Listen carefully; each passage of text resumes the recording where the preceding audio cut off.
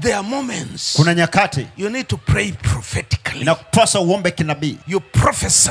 Unatoa unabii Against your situation. kinyume na hali yako. You know, when people hear about prophesying, unajua watu ukisikia habari ya kutoa unabii, they think it's just predicting. Wanafikiri ni kutabilia tu mambo, There are levels of prophecy. Kuna viwango tofauti vya unabii. There's a prophecy you give. Kuna unabii unaotoa. Tomorrow, kesho, or next year, ama mwaka unaokuja, there's going to be this and that. Kuna 1, 2, 3.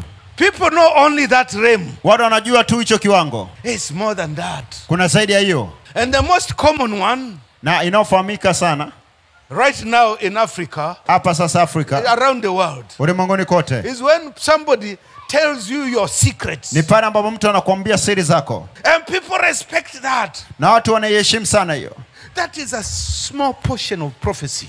Hiyo ni sehemu ndogo sana ya unabii. Let me tell you the real deal. Ngoja nikwambie jambo la maana. It's when you command things prophetically. Ni pale unapoamrisha vitu kinabii. And they happen. Na vinatokea. Creative prophetic realm. Unabii wa kuumba vitu. You speak like God is speaking. Unaongea kana kwamba Mungu anaongea. Why? Because God is telling you to say so. Kwa nini? Kwa sababu Mungu anakuambia useme hivyo. So you're not speaking on your own. Kwa aongei kwa ajili yako mwenyewe. You are emitting God's word. Unaachilia neno na Mungu. From your inside. Kutoka ndani kwako. What God is laying in you. Mungu alichoweka ndani yako. You are speaking it on behalf of him. Wewe unakisema kwa niaba yake. So the situation will have to obey. Kwa hali lazima itii. Because did you hear what Ezekiel said? Umesikia ambacho Ezekiel alisema? I prophesied as I was commanded. Nilitoa unabii kwa kadri nilivyoamriwa. God even told him what to say. Mungu alimwambia ataseme nini.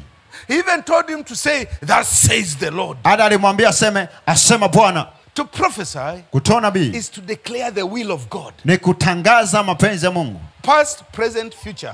Wakati uliopita, uliopo na ujao. People can say things of the past. Watu wanaweza kusema vitu vilivyopita. People can say things that will come in the future. Wanaweza kusema vitu vinavyokuja baadaye. But the realm that many people have forgotten. Lakini kiwango ambacho watu wengi wamesahau. That prophetic kwamba unabii can deal with the current situation. Unaweza kushughulika na hali ya sasa. You can prophesy on a current issue now. Unaweza kutolea unabii kwa hali ya sasa. And you command it to change. Na ukayamlisha ibadilike. Because God says so. Kwa sababu Mungu asema hivyo. Imagine.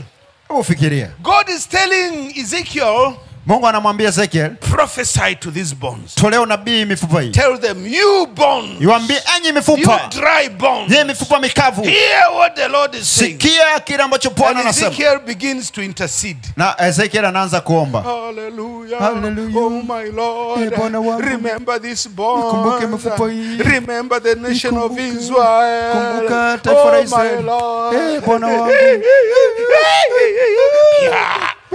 God is saying stop crying. Mungu anasema acha kulia. There are situations where you are not supposed to cry. Kuna hali ambazo hupaswi kulia. You've cried long enough. Umelia vya kutosha. God has heard you. Mungu amekusikia. Now he's commanding you. Sasa anakuamuru to take an action. Upige hatua that will cause you to cross that river. Ambayo itasababisha uvuke huo mto. To speak with authority. Useme kwa mamlaka. After you've prayed. Baada ya kuomba you receive authority. Unapokea mamlaka. Now you use that authority. Sasa unatumia mamlaka.